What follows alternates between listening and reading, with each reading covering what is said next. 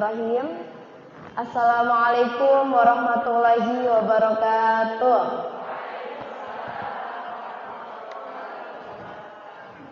Gimana kabarnya ibu-ibu semua? Luar biasa, Allahu Akbar. Aduh, banyak. Alhamdulillahirabbil alamin. Alhamdulillahilladzi bil ilmi yarfa'u may yasha' wa bil jahli yakhfidu may yasha'. Alhamdulillahilladzi ja'ala hadzal yaum yauman mubarak wa ja'ala hadzal majlisan mubarak. Wassalatu wassalamu ala sayyidina Muhammadin wa ala alihi washabihi wasallam, amma ba'du. Ibu, alhamdulillah luar biasa hari ini kita masih bisa bertemu kembali. Begitu berkesannya saya gitu. Saya kira akan mengurang gitu. Maksudnya ini saya lihat masih tetap banyak, masih tetap semangat. Ibu-ibu soleha, cerdas dan insya Allah calon-calon penghuni surga. Kita lanjutkan ya Bu, materi kita yang kemarin. Nah, hari ini semoga kita bisa mengejar semuanya karena kemarin kita belum sempat membahas istihadah. Tapi hari ini kita sudah masuk materi kajian yang baru, kajian fikih toharo. Tapi insya Allah nanti kalau bisa kekejar, kita kejar fikih toharo, istihadah sama praktek mandi junub. Diingetin ya Bu ya. Berarti kita harus siap nih Bu. Pasang kepala, pasang semuanya nih. Insya Allah materinya agak lumayan banyak dikit. Untuk hari ini Bu, saya ambil bukunya dari yang pertama dari Matan Abi Syuja. Ini bukunya yang seperti ini. Ini buku dari Syekh saya sendiri waktu di Mesir. Beliau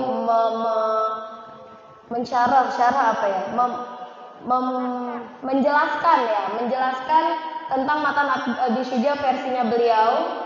Kemudian yang kedua ini ada saya ambil dari bukunya Wahbah Zuhaili, judulnya Al-Fiqih Al-Islami wa Adillatuhu. Gitu. Jadi Dr. Wahbah Zuhaili ini adalah salah satu ulama kontemporer yang berkaitan dengan fikih. Nah, kalau sekarang yang masih hidup ulama-ulama kontemporer itu ada Yusuf Qaradawi, kemudian ada Dr. Ali Jum'ah. Gitu. Tapi kalau ini beliau sudah meninggal tapi belum lama. Atau kita ini aja Bu, masuk ke praktek dulu ya, masuk ke praktek mandi junub dulu ya Bu ya. Nah, jadi Bu sebenarnya mandi junub itu tidak terlalu rumit, gitu. Tapi kita sekarang praktekkan dulu yang ala Rasulullah, yang ada hadisnya itu yang seperti apa.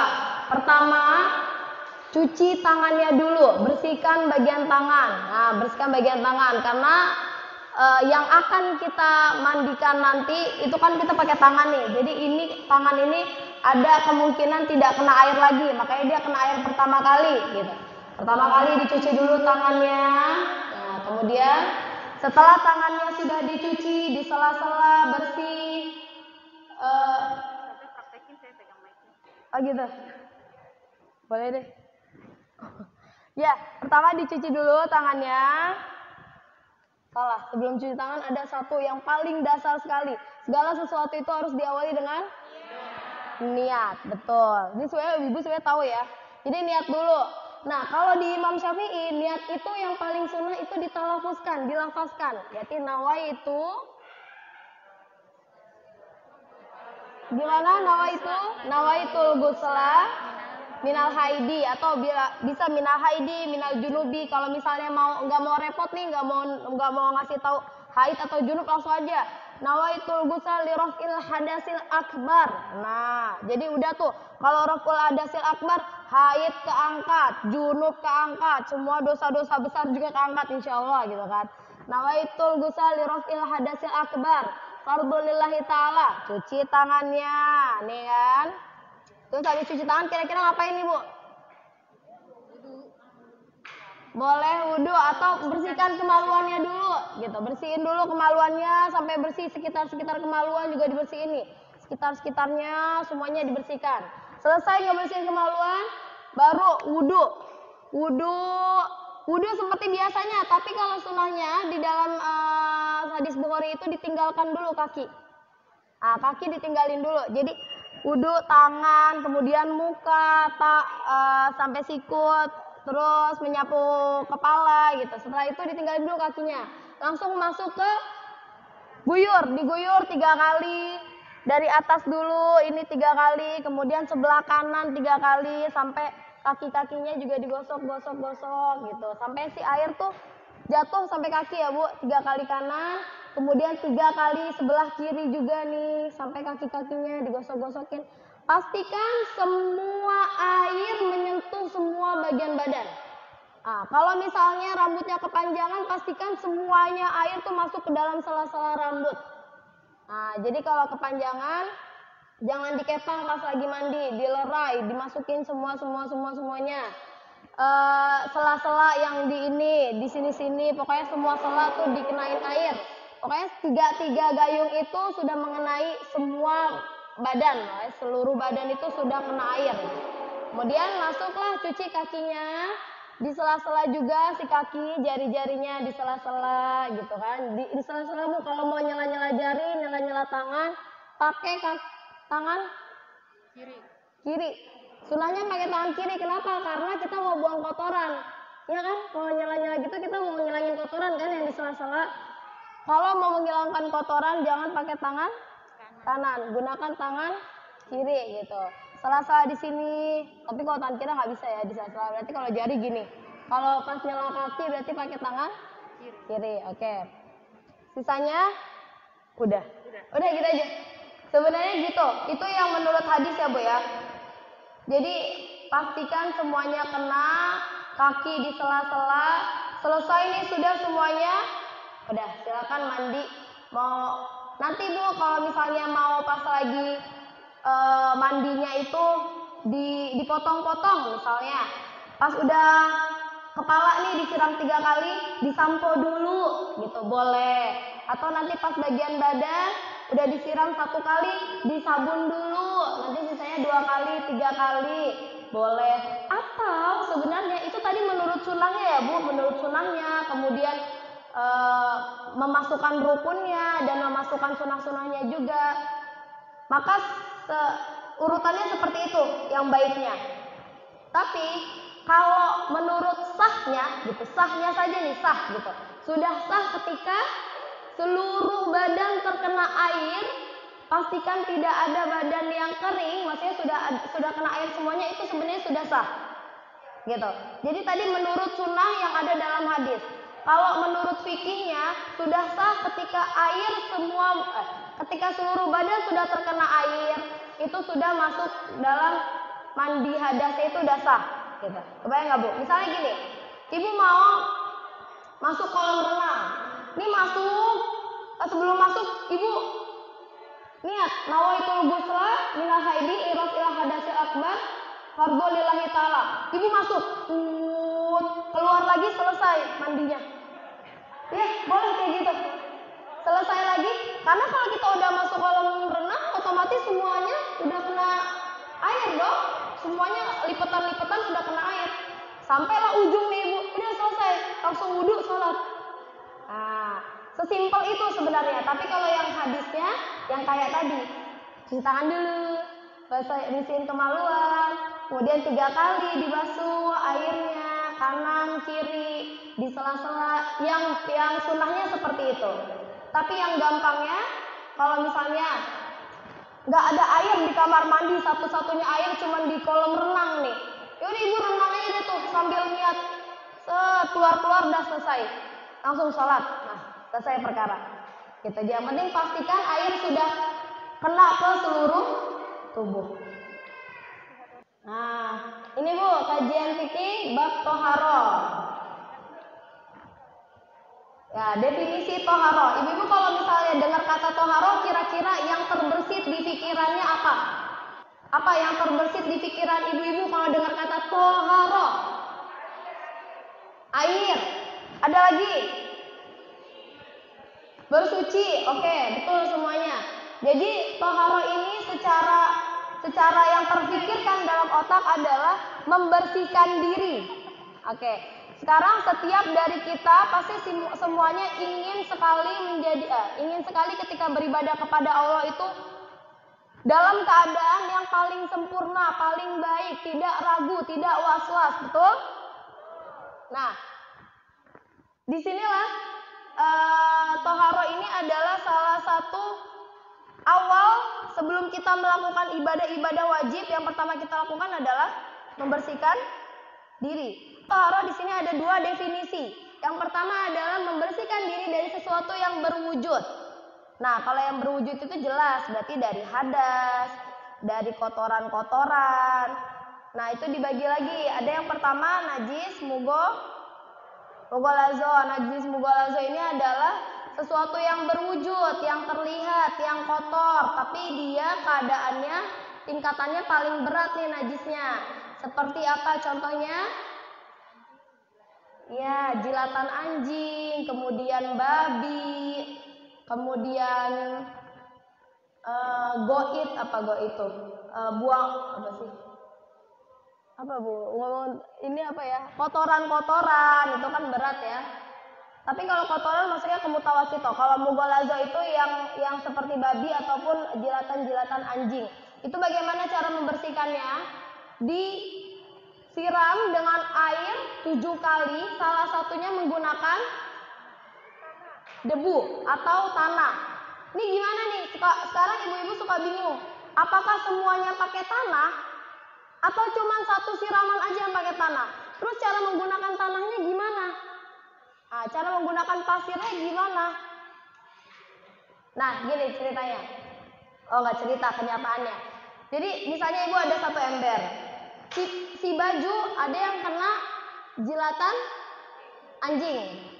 Nah, nanti misalnya katakan yang kena jilatannya sebelah sini aja nih.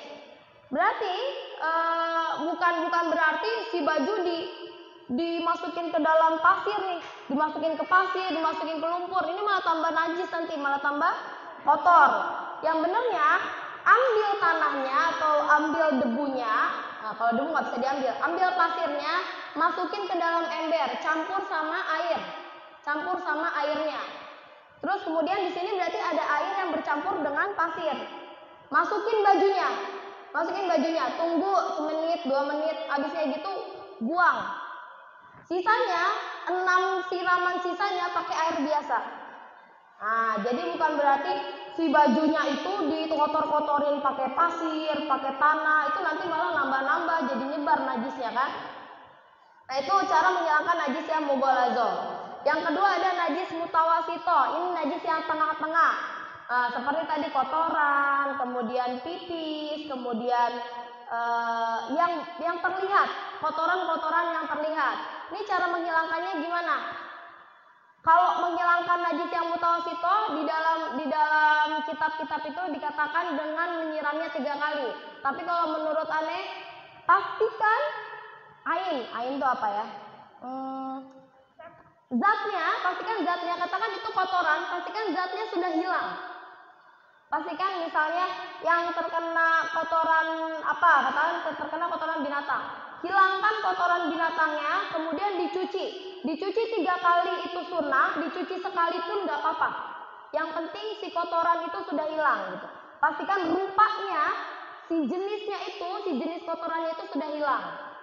Gitu. Terus dicucinya berapa kali? Kalau dalam buku 3 kali. Di dalam buku ya, najis mutawasito dicuci 3 kali. Tapi kalau sekali, 2 kali sudah bersih, nggak masalah. Nah, kemudian ada lagi najis yang mukhafafa, ini yang ringan. Seperti misalnya pipis bayi, ataupun misalnya terkena kotoran-kotoran seperti apa nih?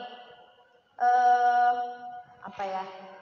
Kayak kotoran ayam gitu ya, atau apa yang mukhafafa yang ringan-ringan gitu, yang tidak terlalu bau, yang tidak terlalu najis gitu. Nah, cara membersihkannya cukup dielap aja. Jadi kalau misalnya ada pipis bayi nih kena tangan kita, itu sebenarnya cukup kayak siram sekali itu udah selesai, atau dielap sekali pun udah selesai. Tapi bayi yang belum makan ya Bu, masih yang di bawah 2 tahun ya, yang masih minum susu tanpa dikasih empasi. Nah, itu berarti masuknya masih najis yang mukhafafa, masih ringan sekali. Itu cukup dibasuh saja. Jadi kalau cara membersihkan najis itu ya Bu, jangan langsung dicuci semuanya. Jadi kalau misalnya nih ada baju yang terkena najis di sebelah sini, katakanlah kena kotoran burung, jangan langsung cuci semua bajunya. Di bagian ininya dulu yang dicuci. Bahkan sebenarnya ketika dicuci di bagian ini saja, kemudian yang dicuci di bagian itunya aja, udah selesai perkara najisnya hilang dari baju. Tapi kalau mau dicuci bajunya juga karena risih misalnya nggak apa-apa gitu. Tapi kalau misalnya ibu langsung cuci nih langsung sama baju-bajunya, sama dengan najisnya tersebar gitu. Jadi pastikan kalau mau membersihkan sesuatu yang najis-najis ini, hilangkan dulu daerahnya, baru dibersihkan sekitarnya gitu. Karena Rasulullah pernah ya, ada seorang Arab yang pipis di masjid, kemudian Rasulullah bilang ambil air di ember, kemudian siram di bagian itu, di bawahnya dikasih cover atau di bawahnya dikasih bolongan, biar apa? Biar si aliran airnya itu tidak ke mana-mana. Jadi cukup di tempat yang tadi kena najis aja gitu. Jadi di bawah pipisnya itu ada bolongan. Jadi pas disiram si najisnya masuk ke dalam bolongan itu aja. Nah, itu berarti tandanya jangan disebarkan. Cukup dibersihkan dulu, kemudian baru yang sekitarnya dibersihkan lagi. Nah, sekarang gini. Tadi membersihkan dari sesuatu yang berwujud. Yang kedua, toharoh juga bisa membersihkan diri dari sesuatu yang tidak berwujud. Karena tadi, setiap kita melakukan ibadah, maka akan diawali dengan toharoh. Nah, berarti toharoh itu awal mula kita melakukan ibadah. Dan buah daripada ibadah adalah ketenangan. Kemudian buah daripada ibadah adalah menghilangkan penyakit-penyakit hati. Kalau kita sering-sering ibadah, kita lebih sering ikhlas, lebih sering sabar. Maka buahnya daripada toharoh adalah membersihkan diri secara maknawi, gitu. Membersihkan diri dari dalam sekaligus dari luar. Nah, itu buah daripada toharoh. Jadi gini, kenapa kita penting banget harus tahu hal-hal seperti ini? Karena setiap ibadah kita ingin sekali semuanya itu sempurna, gitu kan? Seperti orang ketika sholat tapi tidak tahu ilmunya, mereka akan berpikir itu hanyalah menjalankan kewajiban dan seperti senam. Ya Bu ya, kayak senam, gitu kan? Sujud, ruku, kepala, pundak, lutut, kaki, kan kayak orang senam kan? Mereka nggak akan berpikir itu sesuatu yang jauh lebih daripada sekedar gerakan-gerakan. Tapi ketika kita tahu ilmunya, maka kita akan menganggap bahwasanya sholat itu adalah waktu kita bermunajat sama Allah, waktu kita menyampaikan keluh kesah kita dengan Allah, gitu kan? Waktu kita curhat nih, gitu.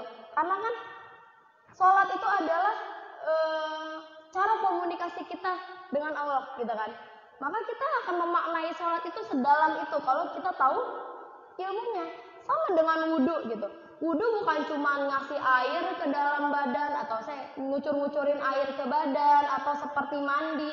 Kalau kita mendalami, ada seorang ulama salaf yang menaruh doa dalam setiap gerakan-gerakan wudhu. Nah, ini pasti ada kontroversi nih. Saja katanya doa-doa dalam gerakan wudhu itu ada yang bilang bid'ah karena Rasulullah tidak pernah menjalankan. Menurut aneh, balik lagi ya. Kalau aneh sendiri nih Bu ya, kalau saya sendiri, segala sesuatu yang baik itu bukan bid'ah. Karena Ibu pernah tahu Bilal bin Rabah, teropahnya atau bakiatnya itu sudah terdengar di surga. Ketika Rasulullah bertanya, ya Bilal, kenapa aku telah mendengar terompakmu atau aku telah mendengar bunyi bakiatmu di surga? Apakah amal yang engkau lakukan? Terus Bilal bilang apa? Saya sholat ya Rasulullah setelah wudhu. Rasulullah tidak pernah melakukan sholat setelah wudhu. Berarti Bilal melakukan bid'ah. Iya kan? Tapi dibolehkan sama Rasulullah. Bahkan yang Rasulullah tidak lakukan, Bilal masuk surga nih dengan bid'ahnya. Berarti bid'ah itu bukan sesempit itu gitu. Bukan gara-gara tidak dilakukan oleh Rasulullah maka haram. Nah, bukan seperti itu gitu. Kalau seperti itu berarti kita lahir di dunia ini tidak pada zaman Rasulullah, kita haram. Kita bid'ah. Benar kan Ibu? Jadi kalau yang baik-baik terima aja. Itu bukan bid'ah hasanah, bukan kullu bid'atin dolal. Kullu dolalatin finnar gitu. Semua yang tidak ada pada zaman Nabi itu masuk neraka, enggak, tidak sesempit itu. Kalau sesuatu itu baik, maka diterima, kemudian dijalankan nih. Seperti halnya ya, ini doa-doa wudhu nih Bu. Saya termasuk orang yang makai ya Bu, karena dengan kita memaknai doa-doa wudhu yang pernah disematkan oleh ulama-ulama dulu, ini yang nyematin bukan Rasulullah, memang ulama-ulama saja. Itu kita bisa merasakan bagaimana mereka memanjatkan di dalam setiap gerakannya itu doa-doa untuk Allah. Coba dari tangan, Allahumma hfaz yadaya mimma asika kulliha. Artinya adalah ya Allah, jagalah tangan ini untuk bermaksiat kepadamu. Masuk ke mulut. Doanya kalau mulut itu Allahumma a'inni ala dzikrika wa syukrika wa husni ibadatik. Ya Allah, jagalah lisan ini untuk terus berzikir, bersyukur, dan menjalankan sebaik-baiknya ibadah kepadamu. Kemudian masuk nih si air ke hidung. Allahumma arihni raihatal jannah. Ya Allah, jadikanlah hidung ini mencium surgamu. Keluarin Allahumma ba'idni raihin nar. Ya Allah, jauhkanlah hidung ini mencium nerakamu. Habis hidung apa Bu? Wajah. Niat wajah. Nawaitul wudu liraf'il hadas asghar lillahi ta'ala. Kemudian doanya Allahumma bayyat wajhi yauma tabyadu wujuhu wa taswadu wujuh. Ya Allah, cerahkanlah wajah ini di hari Engkau mencerahkan dan menggelapkan umat-umatmu wajahnya gitu. Kita berharap ya pada saat itu ketika hari pada mahsyar, hari kita dikumpulkan kita tuh cerah gitu. Itu harapan. Kemudian masuk ke tangan. Allahumma apa ya tangannya? Allahumma atini. Allahumma kalau lagi wudu apa nih? Kalau lagi dibacain lupa. Allahumma atini kitabi biyaminihi wa hasibni hisabai yasiro. Ya Allah, berikanlah kitabku dari tangan kananku dan hisablah aku dengan seringan-ringannya hisab. Kemudian masuk ke tangan kanan. Allahumma la tu'tini kitabi bishimali min wala min wara'i zohri. Ya Allah. Banyak ya? Tapi kayaknya ini udah pernah diajarin waktu SD nggak Bu? Suruh ngapalin beginian. Pernah ya? Ada yang pernah kan Bu ya? Itu artinya Masya Allah Bu. Ini tangan kiri itu kita berharap semoga Allah tidak memberikan kitab kita dari tangan kiri. Kemudian Allahumma harim syari wa basyari alannar. Ya Allah, haramkanlah kulit ini dan rambut ini masuk ke dalam nerakamu. Allahumma sabbit qadami ala siratal mustaqim. Ya Allah, tetapkanlah kaki kanan ini untuk tetapkanlah kaki ini untuk tetap berjalan pada jalanmu. Allahumma ini a'udzubika an tanzila qadami ala nar. Ya Allah, aku berlindung kaki ini untuk tidak masuk ke dalam nerakamu. Ini bayangin, ini cuma wudunya aja. Wudunya aja ulama-ulama tuh berharap seperti itu. Orang kalau udah tahu ilmunya, setiap gerakan dia maknai. Kalau kita Bu, kagak pakai doa-doa, pas lagi wudu yang diingat kunci rumah. Yang diingat rezeki tetangga, ya kan? Yang diingat omongan gosip-gosip gitu. Karena kosong. Yang kita ingat ya udah yang tadi kita lakuin gitu kan. Makanya dipadetin dengan ya tadi gitu, kalau mau pakai doa-doa bagus gitu. Kalau nggak pakai pun usahakan dalam wudhu kita tidak teringat apapun. Yang kita ingat adalah niat kita untuk berwudhu saat itu. Jadi boleh. Pokoknya dalam wudhu kita minta semua badan kita ini tidak masuk ke dalam neraka, gitu kan. Minta juga semoga dosa-dosa kecil kita tuh dihapuskan. Kemudian ini alat toharoh. Pertama bisa dengan air. Kalau nggak ada air pakai apa? Debu. Kalau nggak ada debu pakai apa? Ya debu. Sebenarnya debu. Kalau misalnya nanti ini kasusnya, kenapa Anda bilang masukin batu dan dibak? Karena kan kalau kita toharoh juga termasuk ya. Bagian kalau kita istinja tuh cebok ya, itu juga masuk dari toharoh kan. Alatnya juga dengan batu. Kalau nggak ada air ya pakai Betul. Kemudian dibak. Dibak ini juga salah satu alat toharo, yaitu membersihkan kulit-kulit binatang, dibersihkan lemaknya, kemudian dibersihkan lendir-lendirnya, dijemur, itu maka dia nanti akan menjadi halal gitu. Jadi kalau ibu-ibu mau pakai tas-tas dari kulit buaya, kulit kucing, kulit kutu atau kulit apa gitu kan, itu ada caranya kenapa bisa jadi halal ketika sudah didibag. Ya nggak boleh kulit babi sama anjing. Nah, kalau kulit-kulit yang lain selama sudah didibag itu diperbolehkan. Oke, boleh di next. Nah, sekarang macam-macam air. Pasti ibu-ibu semua udah pada tahu nih. Tapi kalau aneh kasih pertanyaan pasti belum tentu tahu. Air yang suci dan menyucikan adalah yang turun dari langit dan yang keluar dari bumi. Nah, itu rumusnya. Turun dari langit dan keluar dari bumi. Yang turun dari langit kita jadikan ada 3. 1 air hujan. Berarti air hujan boleh dipakai untuk bersuci ya. Kemudian 2 air salju. Nah, salju kalau udah jadi air mungkin ya, itu boleh dipakai untuk bersuci. Yang kedua air embun. Ini juga boleh digunakan untuk bersuci. Ini 3 air yang turun dari langit. Kemudian yang kedua yang keluar dari bumi. Ada air laut, air sungai, air sumur, mata air. Selama tidak ada tangan kita yang mengubah warna air tersebut, maka air tersebut masih bisa digunakan untuk berwudu, bersuci, suci dan menyucikan. Nah, kalau misalnya suatu saat air hujan, ini suatu saat nih Bu ya, air hujan warnanya hijau. Kemudian air yang keluar dari bumi warnanya merah. Kira-kira masih bisa nggak nih digunakan untuk berwudu? Coba Bu yang mau jawab Bu, masih bisa nggak digunakan untuk berwudu? Kenapa alasannya yang bisa, kenapa alasannya yang nggak bisa? Nggak bisa kenapa gara-garanya? Oke, boleh dikunci. Yang bilang bisa, alasannya? Oke, yang benar jawabannya bisa. Karena keluarnya dari langit, turunnya dari langit, keluarnya dari bumi. Mau masalah warnanya hijau, merah, kuning, kelabu, jingga, nggak masalah. Yang penting tidak dari tangan manusia yang mengubah warnanya, tidak dari tangan manusia yang mengubah baunya. Jadi kalau suatu saat misalnya si danau, ini keluar, danau berarti sesuatu yang keluar dari bumi ya, berarti masuk ke air sumur ya, danau. Mata air. Ketika suatu saat mata airnya itu, si danau itu karena udah lama nggak ditempatin, maka lumutnya banyak. Nah, kalau lumutnya memang berasal dari dia sendiri, masih bisa digunakan untuk bersuci. Tapi kalau kita bawa lumut buat ngijoin si danau, udah nggak bisa dipakai buat bersuci.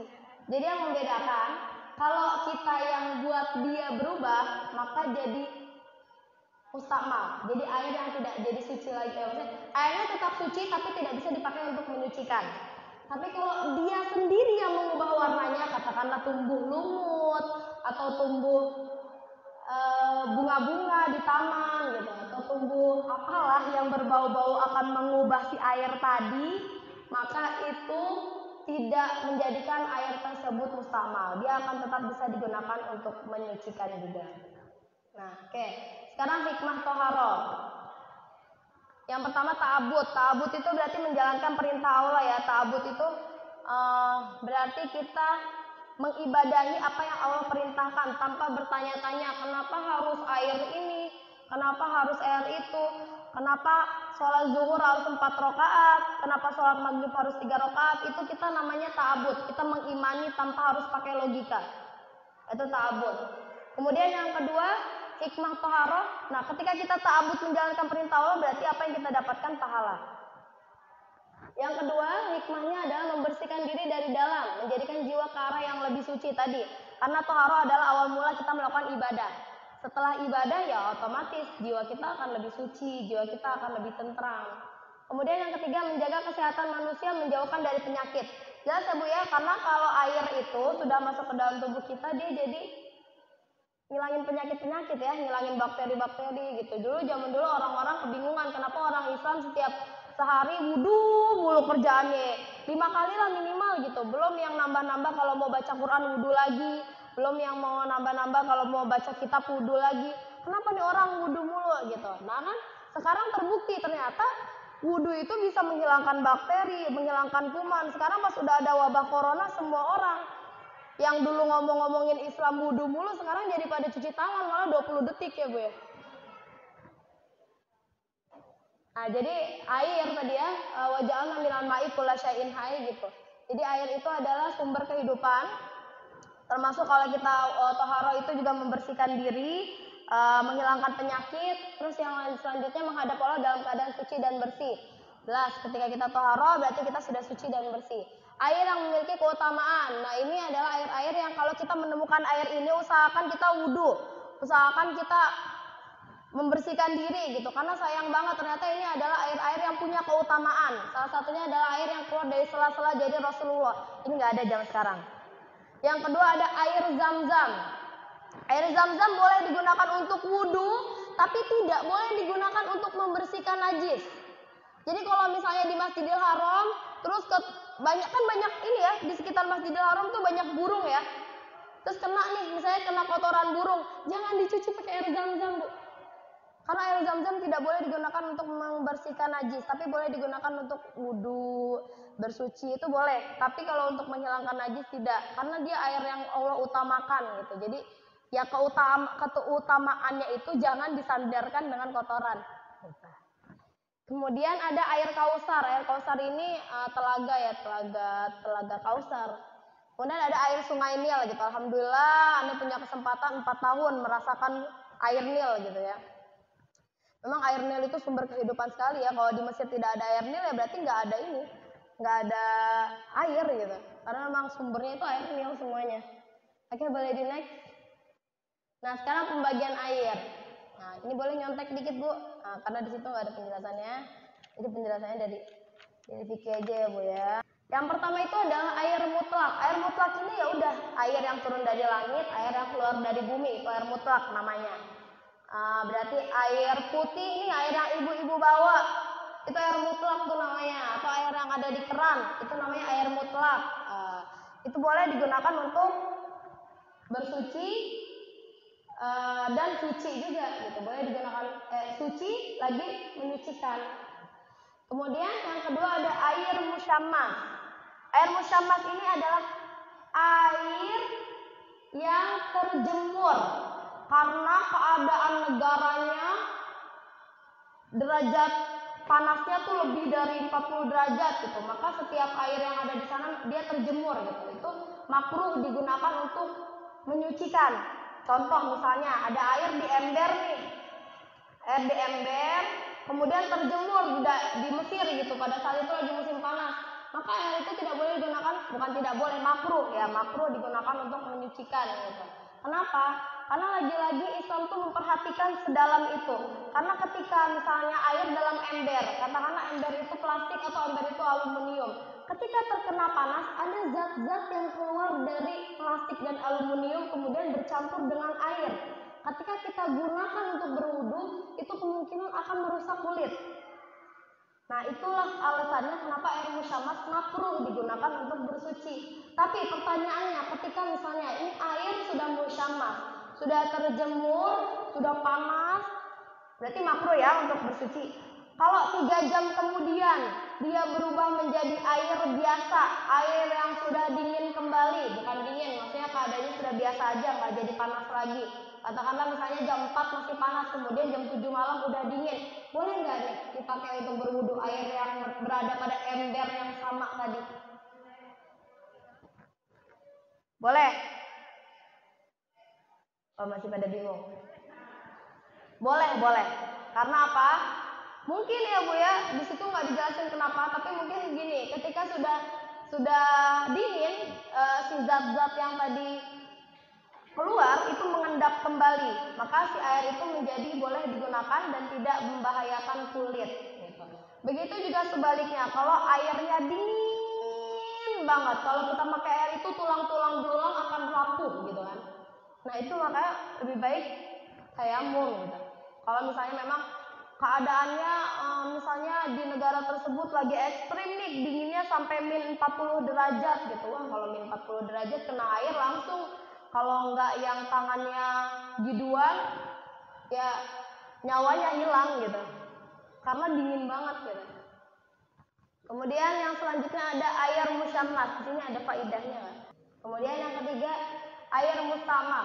Air mustamal ini adalah air yang kurang dari 2 kula. Ah, ibu-ibu nih yang kelihatan ngantuk nanti aneh tanya nih ya. Air yang kurang dari 2 kula. 2 kula itu berapa? Ada yang tahu nggak? 2 kula tuh kisaran 270 liter. Misalnya air itu kurang, airnya dikit, kemudian masuk kecipratan bekas air kita bersuci. Misalnya kita lagi wudhu, ada ember di sebelahnya, terus wudhu kita tuh air cipratan wudhu kita masuk ke ember tersebut, maka air yang ada di ember itu menjadi air yang mustakmal. Atau kita lagi mandi hadas atau mandi junub, kemudian masuk nih tetesan airnya ke ember tadi, maka ember itu menjadi air yang mustakmal. Tapi cuma di basuhan pertama aja. Misalnya di basuhan yang muka tapi yang pertama aja, yang kedua, yang ketiga masuk ke dalam ember, embernya nggak jadi mustakmal. Kenapa? Karena yang wajib cuma basuhan pertama. Kalau basuhan sunnah itu tidak menjadikan air mustakmal. Jadi nggak sesulit itu. Jadi kayak wudhu harus jauh-jauh biar nggak kena ember. Cukup satu aja yang nggak boleh kena masuk ke dalam ember. Sisanya boleh-boleh aja, karena yang sunnah tidak termasuk ke dalam air yang bisa membuat air tadi itu mustakmal gitu. Misalnya, iya. Berarti jangan sampai nyiprat ke ember sebenarnya kan gitu. Kalau misalnya kita nyiprat pun gitu, yang boleh itu berarti yang sunah-sunahnya aja. Kalau misalnya kita masih ke tangan, ke mulut, ke hidung, ini kan bukan yang wajib kan, bukan yang rukun kan. Misalnya dia nyiprat ke ember, itu nggak jadi mustakmal embernya. Jadi yang membuat mustakmal itu yang muka, tangan, kepala, kaki, itu juga cuma di basuhan yang pertama aja gitu. Jadi bukan berarti embernya dibuang, kalau bisa ya jangan deketin sama ember. Makanya kalau bisa ada ember sendiri nih yang buat mandi, ada tempat wudhu sendiri di keran. Nah itu udah aman deh tuh. Kalau udah di keran kagak perlu kita mikir-mikirin begituan, kan nggak ini juga, nggak nyiprat-nyiprat juga. Tapi kalau air mustakmal dipakai buat mandi biasa boleh. Nah, yang nggak boleh dipakai untuk bersuci lagi. Nah, kalau misalnya dipakai buat mandi lagi, mandi biasa nih, mandi sore, mandi pagi, nggak apa-apa dipakai air mustakmal. Nah, tapi kalau untuk bersuci tidak boleh. Terus gini, kalau misalnya 2 kula tuh kira-kira segimana ya gitu. Kalau orang zaman dulu rata-rata memang rumahnya itu pakai bak yang 2 kula. Zaman dulu. Waktu zaman neneknya Vicky nih, nenek Ane itu dulu baknya gede banget. Jadi kita kalau bersihin tuh sampai 2 orang tuh masuk ke dalam bak itu kan. Iya gitu ya Bu ya, pakai kolam gitu tuh kan. Nah, kalau yang kayak gitu aman. Kalau yang gede lebih dari 2 kula, mau kita nyiprat-nyiprat, mau wudhu langsung di situ, nggak apa-apa.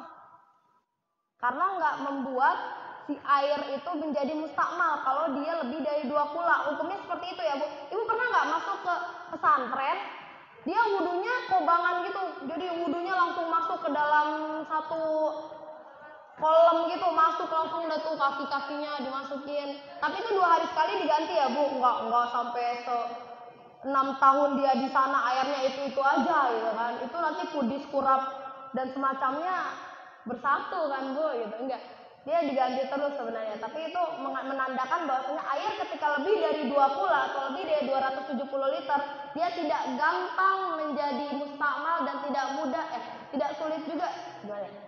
Tidak menjadi mustakmal dengan kita bersuci di dalamnya, atau tidak mudah juga menjadi najis ketika tidak mempengaruhi warnanya, ketika tidak mempengaruhi rasanya dan tidak mempengaruhi baunya, gitu. Selama misalnya ada najis yang jatuh ke air yang sudah lebih dari 270 liter, ini nggak masalah kalau air tersebut tidak berubah.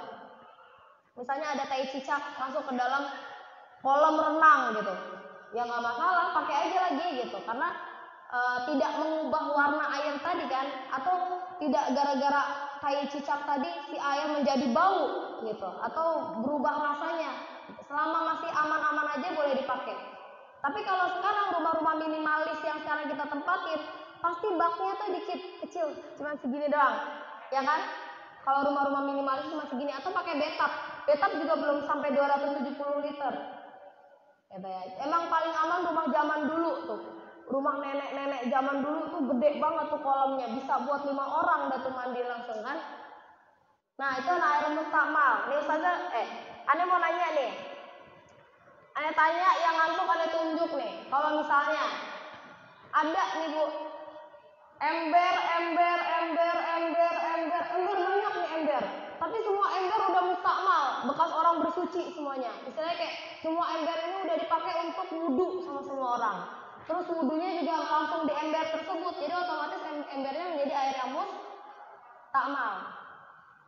Nah, sama marbotnya misalnya langsung dikumpulin semua air yang ada di ember. Katakanlah embernya itu ada 300 ember. Berarti udah lebih dari 300 liter dong, gitu kan? Dikumpulin dalam satu kolam. Airnya masih bisa digunakan untuk bersuci nggak Bu? Padahal tadi mustakmal semua loh Bu.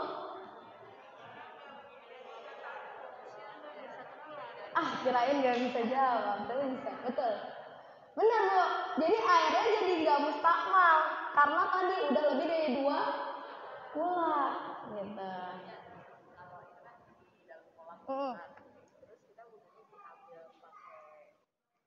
Gayung. Nggak apa-apa, ibu langsung wudhu di kolamnya juga nggak apa-apa. Ciduk ngambil langsung di kolam gitu. Ciduk lagi ngambil, terus kakinya langsung masuk ke dalam kolam, nggak masalah. Kalau udah lebih dari 2 pula. Itu tadi air mustakmal. Ada masalahnya nggak? Masalah. Oh, ini masalahnya kalau misalnya kita bawa ya iseng banget sih emang ini. Tapi kan ini saya ada emang bikin sendiri kan. Beliau memberikan masalah kalau kita tiba-tiba kolamnya kita kasih tanah liat terus berubah jadi merah, ya udah otomatis nggak bisa digunakan lagi untuk berwudu gitu. Tapi kalau misalnya memang tanah merahnya ya gara-gara apa? Jatuh sendiri, nggak ada yang bawa, ya berarti masih bisa dipakai untuk berwudu. Hujan, terus banyak pohon-pohon yang jatuh gitu kan kalau kolam hujan pohon-pohonnya pohon jatuh, daunnya jatuh kan bukan tangan kita kan. Nah itu nggak apa-apa, masih boleh digunakan untuk berwudu. Bukan wudu aja ya Bu, kalau misalnya Anda ngomong wudu berarti wudu iya, mandi iya, semuanya iya, intinya bersuci. Terakhir air najis, jelas ya, air najis berarti air yang kemasukan najis. Kalau dia lebih dari 2 kula, kemudian tidak merubah warna, tidak merubah rasa, tidak merubah rupa, maka boleh lagi digunakan untuk bersuci. Tapi kalau misalnya air najisnya masuk kemudian warnanya jadi berubah, maka tidak boleh digunakan lagi untuk bersuci. Atau ketika airnya masuk, ketika najisnya masuk kemudian baunya pun berubah, maka tidak boleh juga digunakan untuk bersuci. Intinya gitu. Kalau ada perubahan karena najis tadi maka tidak boleh. Tapi kalau misalnya nggak ada perubahan, airnya banyak lebih dari 2 kula, masih boleh digunakan untuk bersuci. Tapi kalau airnya dikit, mutlak nggak boleh lagi dipakai untuk bersuci. Nih, ini salah satu ini yang diajarkan oleh guru Ane. Ketika kita nyuci baju, ibu-ibu kalau nyuci baju itu air dulu kemudian bajunya dimasukin atau baju dulu baru airnya dimasukin? Gimana? Baju dulu baru airnya dimasukin. Ini yang benar ya Bu. Karena si baju kan otomatis itu yang najis kan. Otomatis si baju itu yang sudah kotor, yang sudah najis. Ketika airnya dimasukin berarti si kotoran tadi kita masukin air bersih. Makanya nanti dia akan membersihkan. Tapi kalau misalnya kita taruh air dulu terus kita masukkan najis, berarti air tadi menjadi air yang najis gitu. Tapi kalau si baju dulu kemudian air yang suci kita masukkan, berarti air yang suci menghilangkan najis. Kalau air dulu baju kita masukkan, berarti air tadi menjadi air yang najis, ya bisa menghilangkan najis gitu. Jadi gimana?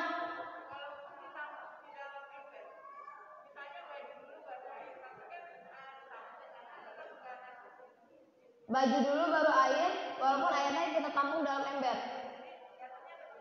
Enggak. Kalau sekalipun misalnya udah terlanjur nih Bu, ini kan kaidah aja, kalau misalnya airnya dikit, cuman bisa buat sekali nyuci, sekali bilas. Berarti harus kayak gitu. Tapi kalau misalnya airnya banyak, misalnya Ibu udah terlanjur nih, naruh air dulu baru baju. Ya udah berarti ini air najis kan yang pertama. Nanti bilas lagi kedua, bilas lagi ketiga, selesai perkara. Tapi kalau cuma ada 2 ember nih, cuma bisa 2 air ini doang. Ya udah berarti caranya tadi, baju dulu baru air, bilas selesai. Gitu. Nah itu air yang najis ada. Aduh, kita lihat dulu apakah ada permasalahan air najis. Ada yang mau tanya Bu tentang air-air ini? Air kaporit. Air kaporit gimana? Sekarang kan kita semuanya pakai air kaporit karena yang pump pasti dikasih kaporit. Ya. Ibu mau nanya gitu nggak? Kalau nggak nanya nggak saya jawab. Di next dia jadi. Oh nggak bisa. Oh iya tadi belum dikasih tahu. Kalau misalnya air mustakmal juga termasuk di dalamnya air-air yang terkena dicampur sesuatu yang suci. Misalnya air dikasih kopi, airnya suci nggak? Tapi bisa dipakai untuk menyucikan nggak? Nggak bisa. Air kelapa airnya suci nggak? Tapi bisa dipakai untuk menyucikan nggak? Enggak, gitu. Tapi air kelapa bisa dipakai untuk cuci baju.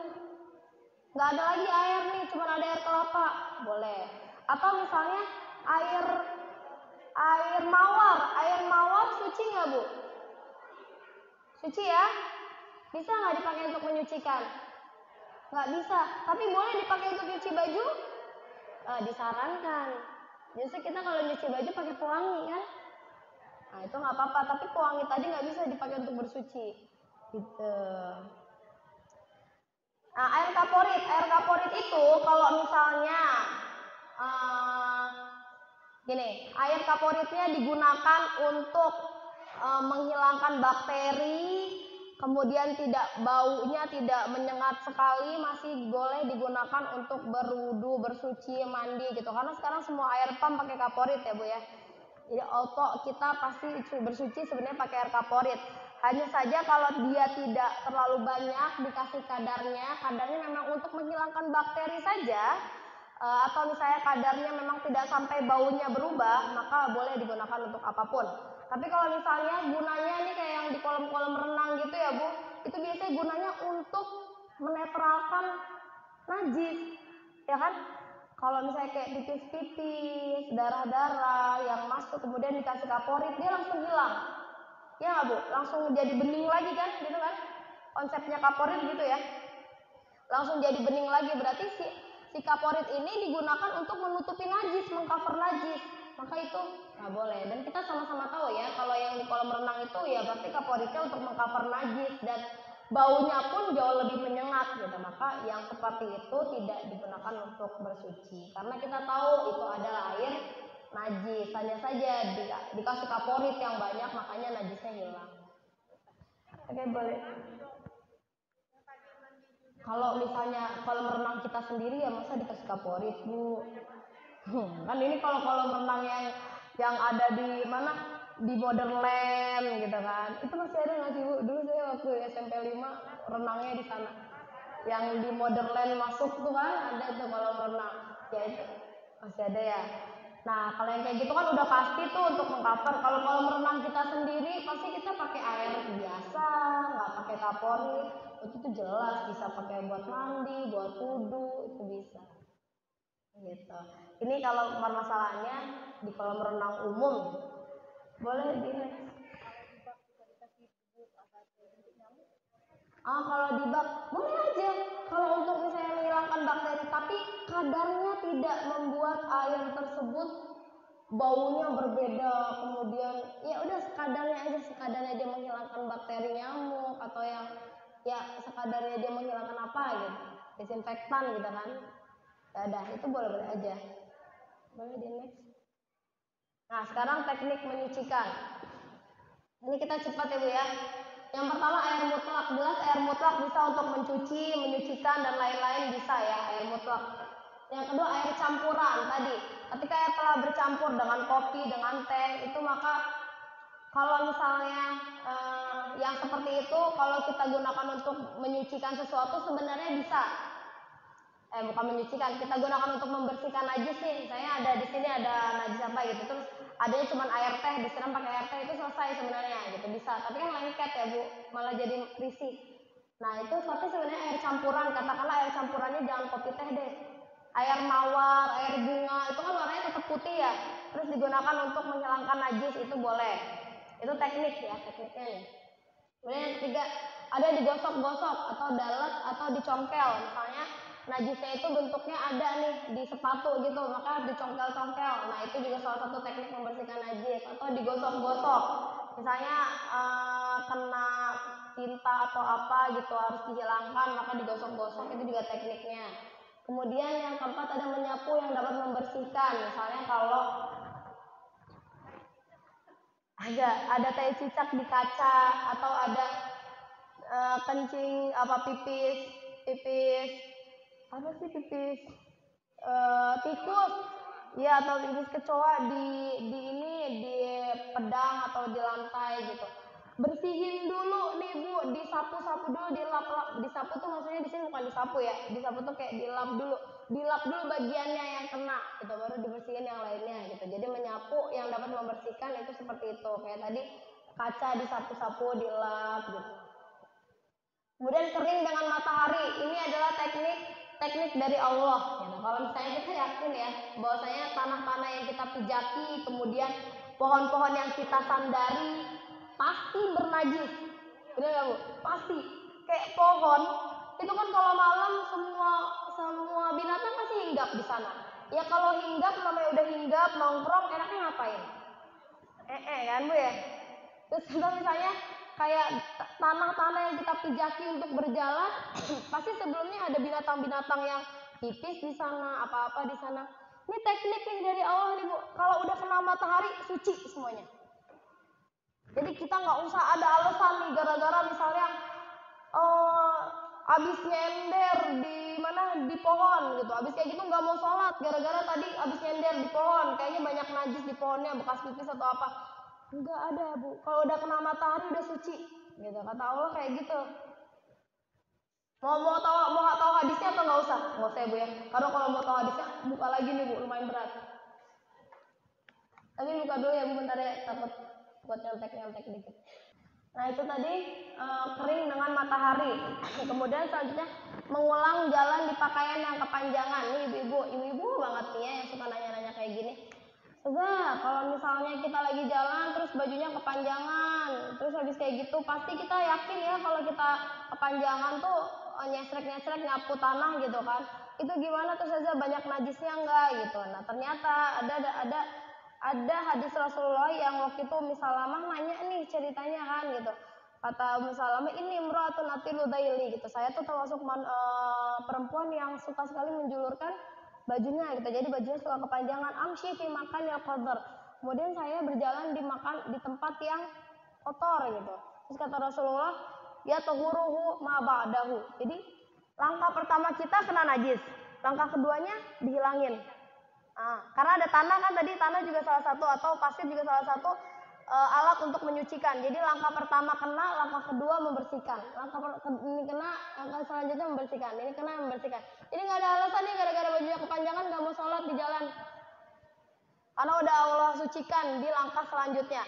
Tapi dikasih lagi syarat kalau misalnya di Syafi'i harus di pijakan-pijakan yang kering. Jadi kalau misalnya najis-najis yang kering-kering seperti itu nggak masalah. Langkah pertama kena, langkah keduanya dibersihkan. Langkah kedua kena, bisa. Tapi kalau misalnya di Hanabilah dikasih syaratnya najisnya yang ringan-ringan aja, nggak boleh yang basah katanya gitu. Kalau misalnya tempat yang kita pijakinya itu tempat